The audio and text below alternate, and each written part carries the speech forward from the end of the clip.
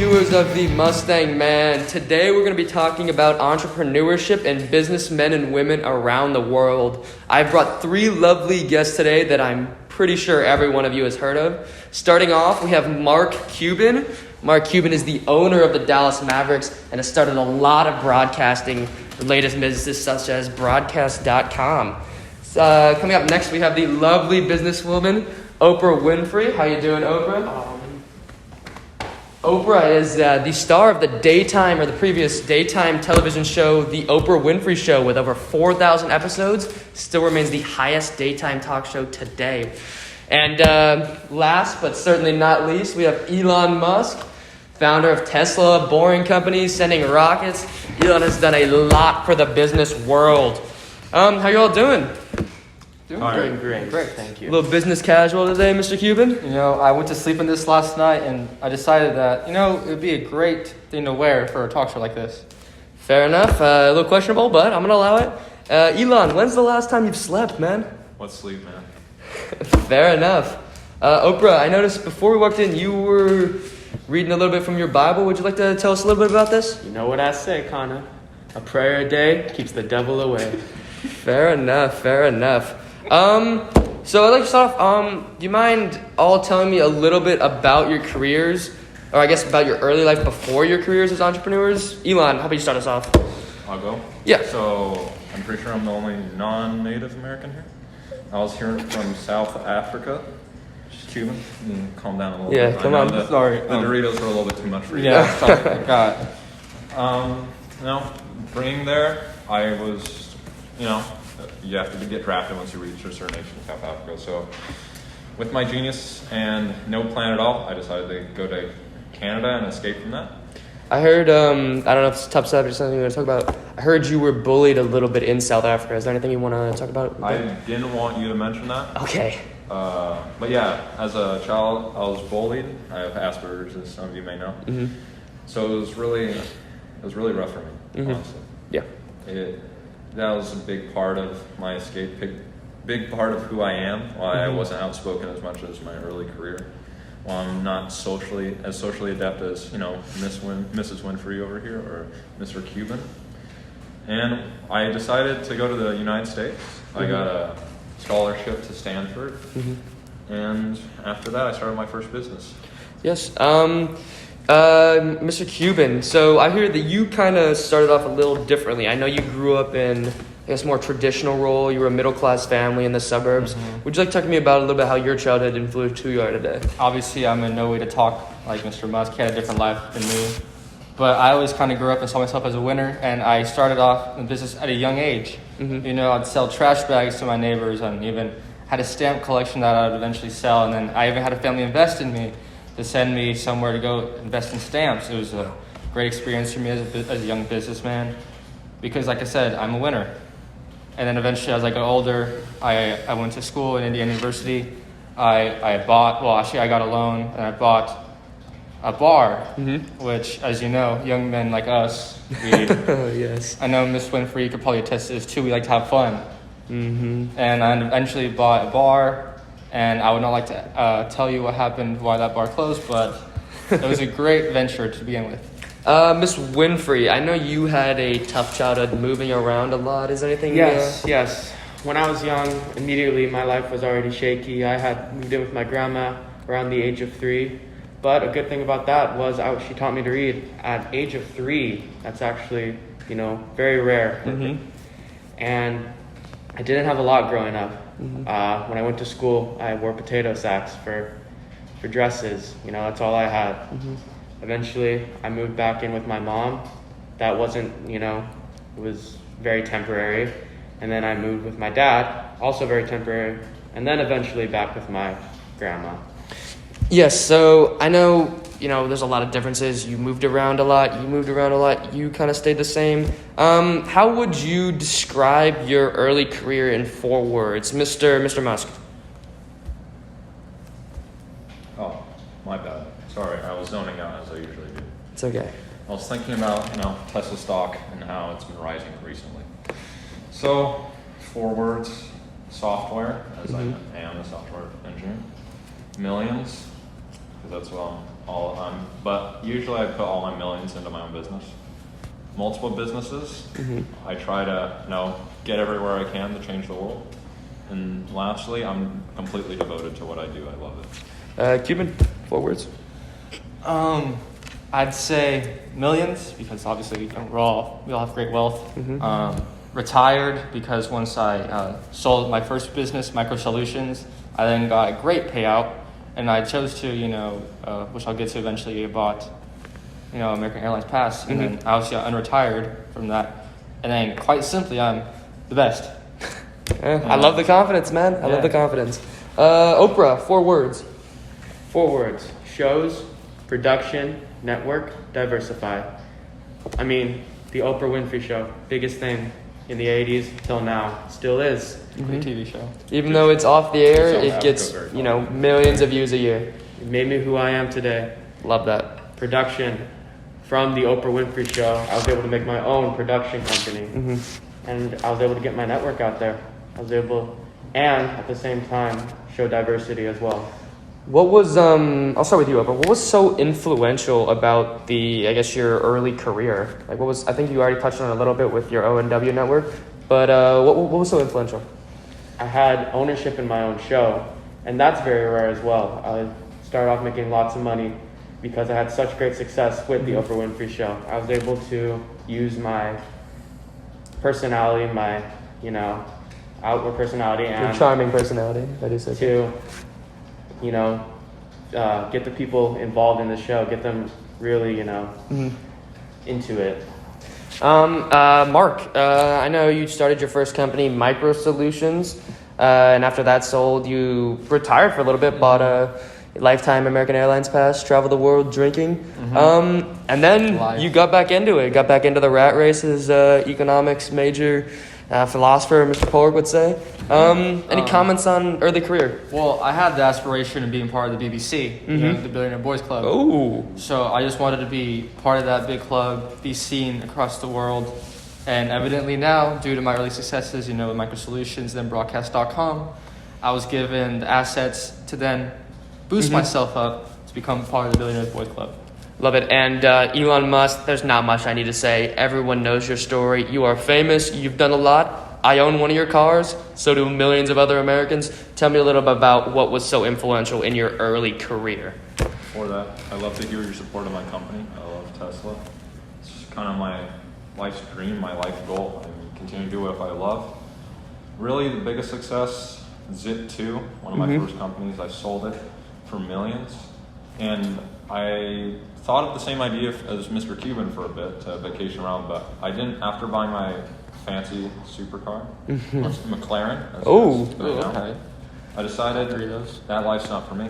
I wanted to go back into my business, and now I'm pushing for a cleaner future with my companies Tesla and Solar City. I heard that from PayPal, one of the first companies you started, you made, what was that, 170, 180 million, and since that, every penny from that payoff has gone into Tesla, Solar City, and SpaceX. What drives me isn't money. What drives me is my dream. What drives me is innovation. What drives me is making the world a better place. I think that's something a lot of you guys could learn out there. It's not always about the money. It's more about if you have a goal, if you set your mind to it, it's about how you, work off from that and make something out of your money. So I'm going to go right back at you, Elon. What would you define as your biggest success? It's my biggest success. Mm-hmm. I have a lot of successes as you may know. Tesla, Solar City, SpaceX. But I would say my biggest one has to be either Tesla or Solar City. But for a family, I'm kind of a family man too. Family is number one for me. Family is number one. Love that. Oprah, you want to talk to me about your biggest success? Obviously, I'd have to say the Oprah Winfrey Show, but just to spice it up a bit, I'd also say my big success would be the Oprah Angel Network, and Owlag. Those two companies made me so much money, and I could use that money towards helping women who are in need, especially women of color. Yeah, both those, charitable organizations, you've donated over $400 million to help enrich women around the world. And I think that's truly amazing. And I eventually opened up the Oprah Winfrey Leadership Academy for girls. Mark Cuban, you want to talk to me about what you think your biggest success was? Well, other than I'd say selling broadcast.com would be probably my next venture and owning the Dallas Mavericks. I mean, I'm sure most of you, I'm not sure about you, Elon, I don't know if you watch basketball or not, but you see me Derek. It's on not the court side every night watching my team play, whether at home or on the road. And obviously I took a team that was probably the worst team in NBA history to probably become one of the most consistently good teams in NBA history now. From, like you said, Dirk Nowitzki, great basketball player, Doncic. to now, Luka Doncic. How is Luka doing, by the way? He's doing phenomenal, actually. We're trying to get the best players around him, continually to make runs and get championships, more money, makes me look better. And obviously, I had to learn to mature a bit. I lost my temper a bit, in 2006. And evidently enough, that translates to my team's success as they choked and, lost in the championship. But we don't talk about that. We talk about 2011 when we actually won it. Yeah, I wanted big congratulations. I know we're about 10 years late, but It's okay. yeah. I Congrats. still love it.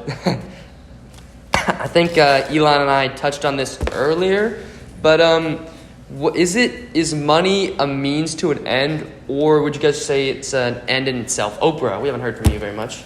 To me, money is means to an end. I've made more money than most people. More money than I can use for myself. So my philosophy is to use that to help others. And that's really what I've expressed. As a child of God, I've really expressed to give to other children of God. And that's just my goal throughout my entire life. I've always loved to help people because I did not have that when I was younger. I had nothing. And now I have everything. Yes, that I'm truly, would love to say, I think a big theme we see from all of you. I know you didn't get to answer this, Mark Cuban, but I think I'm gonna say this, so you can correct me if I'm wrong. But all of you seems like money is more a means to an end to pursue your goals than an end of itself. I know originally you might have been shifted. Money is a means, like in and of itself, back when you first retired. But I think a big thing about entrepreneurs like yourselves, I mean, 3 of arguably the most famous entrepreneurs in the world, I think it's more money allows you to do what you want to do. It's not just, getting billions, getting millions. It's like using those billions and billions to help millions or to enrich the world around us. I could attest to that, as obviously, you have your own dreams to saving the world. You had your own dreams of changing the lives of many. Obviously, I'm a bit different, but as we can see here, money isn't just who we are, but is what we do with it. And I can say, Mr. Musk, you changed the world with your solar-powered cars, solar-powered everything. It's really changing the world, and more people should think more like you rather than just do what they want. Think about others. Thank you, good sir. Same with you, Miss Winfrey. You've done a lot, and there's not much to say about it. You've done a lot. I don't want to, switch the mood a little bit, but I think a big thing about entrepreneurs is risk-taking and eventual failure. Would you guys like to talk to me about your biggest failures? How about Mark? You want to start with us? Well, I have a few, to be honest. Like I alluded to earlier, we had the bar incident with my first business. Obviously, that's not how I wanted it to end. Yep. But unfortunately, I learned from it, and I kind of set the template of how I wanted all my businesses through that bar, which obviously translated to my future ventures. And then obviously, as also alluded to earlier, I had to mature. Maybe not being the little toddler every now and then, but realize I'm an adult. I have people, I have employers, I have employees that need to be treated fairly, and I need to be mature and set an example for what they need to do and how they should act. Yeah. And I know, not to want to bring up, but around the time of that Mavericks loss in the finals where you guys blew that 2-0 lead, HGTV was plummeting. I think it only had it was only in 300,000, 350,000 households at the time. And I know that would probably be, the biggest failure in your life. And after we talk about these, I'd like you to talk to you how that transformed you. But I want to ask Elon, first of all. Elon, what would you define as your biggest failure? Many large failures, SpaceX, but I think my biggest one has to be the beginning of Tesla. As you know, PayPal, you mentioned it earlier, I put all of that money into Tesla to keep it afloat. And I went over my budget several times had to put in way too much money, but it eventually paid out. I even had to get help from President Obama, as you may know, when he had to give out. He gave me a loan of $460 million. Jeez. And I paid that all back to the American people with 20%. So I'm really proud of my failures, and I've learned from them well. Gotta love him. Gotta love him. Miss Winfrey, to be honest, I can't think of too many failures you have. Would you mind just telling me about your biggest failure that you think? I've actually had a few failures in my life. And to start off, when I was around 17, I first got a job as a news anchor. And that was a big, big step into my career. But then a few years into it, eventually I get demoted and I'm doing sports. I'm not telling the news like I wanted to. But instead of stopping there, I just worked my way up again into eventually getting the Oprah Winfrey Show. Another failure would be my network that I... the OWN network, right? Yes, the Oprah Winfrey Network. It did not get good ratings at first. It was actually very poor. And instead of that discouraging me, though, I took the criticism and eventually it became a huge success. And that's just a big lesson for anyone out there, any young entrepreneur, is that don't let failure, bring you down. Instead, use it as a form of criticism to, help build your business. And I think one of the most important topics we're going to cover today is actually coming this next question. As I hinted at earlier, I want to know how these failures have transitioned into some of your bigger successes. You want to start it off, Mark? Well, like I said, I'm a winner. I'm a proven winner. And obviously these failures, they just build me up. And like I said earlier, the maturity factor of everything I had to go through with my Mavericks and HDNet, it just proved I needed to mature, and it showed with the results. And with my Mavericks especially, like literally 2011 is a great year. LeBron James couldn't beat my team. And obviously that brought me closer to not only the team itself, but to the fans around me. And I don't know if you know this, but when we got our trophy, they were chanting my name. Now, I don't know, obviously you guys might be a little bit more popular than me. You giving out things to your own fans, which is a great thing. They're always cheering you. Same with your own supporters. It's a great feeling to have people, constantly supporting you, constantly cheering for you. So to me, that really hit me. Speaking of support, Elon, I know your mom actually was one of your biggest supporters. Even when Tesla was failing, she was always supporting you. She always believed that you were in the right. So I want you to tell me a little bit about what would you say your biggest, how you transitioned from this bigger failure into your biggest, business success? Help my mother.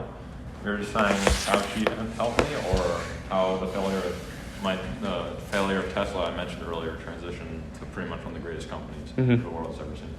With my mother, as you know, I love my mother very much. She's one of the kindest women in this entire world, if not ever. I learned so much from her. I learned from my father the engineering mentality, but sympathy and family I learned from my mother. And part of that idea of learning emotions and sympathy I put in my company. I had to fire many people.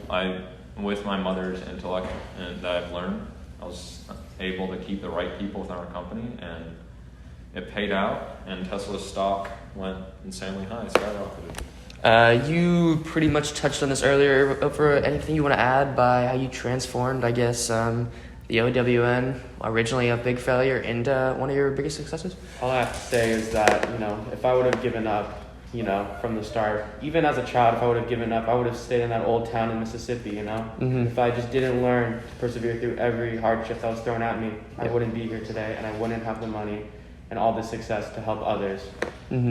I guess what to tell us is, Mark, I know you're probably more familiar with this than the other two guests I have on here, but the Mamba mentality that Kobe had of never quitting, continuing, striving for your best.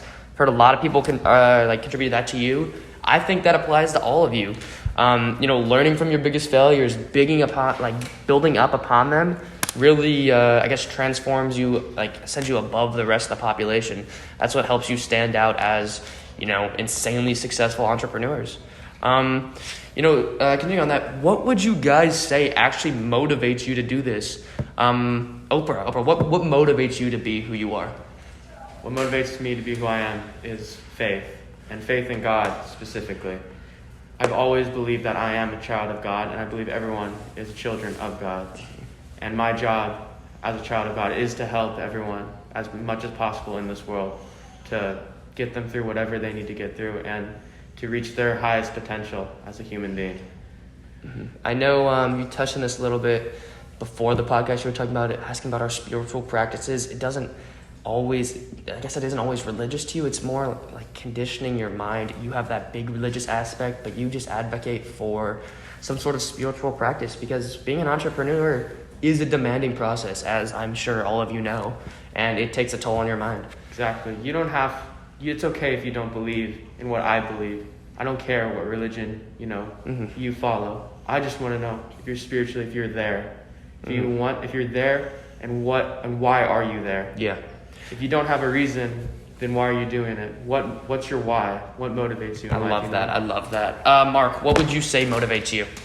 I'd say I'm motivated by my own mentality. I mean, you already alluded to it, the mentality. Since I was young, I always thought of business as if it was a game or a sports event. I want to win I want to win every hour in 24 hours. I want to win every day, the 7 days a week. I want to win every day, 365 days a year. Mm-hmm. I want to win. I want to be the best. And obviously, you guys know I'm kind of brash as you watch Shark Tank, which you guys can watch on ABC. Okay. But I'm brash. I'm not afraid of controversy. It even took me to court. And as you saw, I had nothing but a smile on my face. I had no fear of it whatsoever. So to say, I'm motivated by myself to succeed. Yep. I love that. I feel like a lot of similarities. Motivation, striving for your best. Elon, anything to add on top of that? So I mentioned earlier, my motivation is to improve the world through constant innovation. Mm-hmm. They said electric cars couldn't be done. Tesla. Yep. They said solar power can't do much. Solar City, and they said we couldn't go to Mars, and that is why I started SpaceX. But at the core of everything, I want people to have a better life in our future, especially my family, my kids. I showed you guys some photos of them. Mm-hmm. I don't have my phone on me right now, but after this show, I'd love to show you. I just got a text from my wife that just showed my son playing some t-ball. Mm-hmm. He missed it. It's okay, I'm still proud of him. Yes, that is what life's all about. It's not always about spending millions, investing millions. You have to tie it all back in. You can't lose yourself in the job. I know you did struggle with that for a little bit. There was that public letter written about you losing the name, but I know that influenced you a little bit, and to get a step back and focus on the most important things. And that's a really important topic. It's not just about having an idea and just blindly following it. It's about a plan. You need to make sure you devote time to it while not losing yourself. Everyone wants Mark Cuban as the Mavericks owner. Nobody wants a different Mark Cuban. They want the guy they have. And if Mark Cuban took different steps, you'd have a different owner. Same with the Oprah Winfrey Show. It's the way you talk, the way you articulate, just the way you are that makes the show what it is. And I think that kind of ties it all back into the recipe for success. That's the title of our episode today, and I'd like to talk to you guys a little bit about it. Now, after hearing all these famous men and women talk, I think the three most important things are luck, dedication, and risk and redo. The last two kind of come together. Obviously, there's luck involved. There's luck involved with stocks, all that. Cuban with your overvaluation, that helped you get in the BBC, all that. Luck does play a huge factor. Not everyone is going to be able to have an idea and have it work the first time. It's about getting lucky. But that doesn't take away from the other aspects. Dedication is a huge, huge importance. Every company you guys have started, you've put everything into it. Maybe it's millions of dollars. Maybe it's time. Maybe it's, it's just whatever you have, you guys are dedicated, and that's what separates you. And I think the final recipe is going to be risk and redo.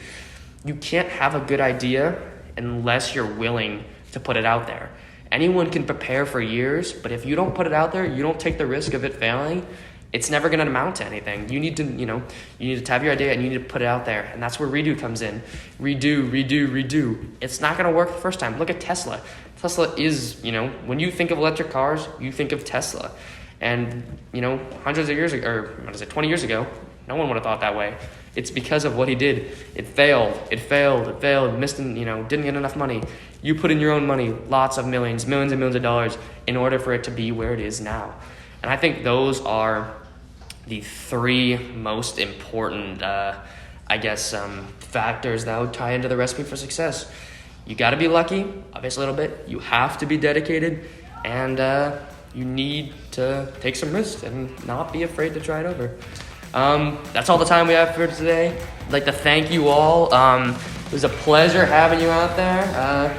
Thank you. I'm the Mustang Man, and enjoy the rest of your guys' day. Thank you, Oprah. Thank you, guys.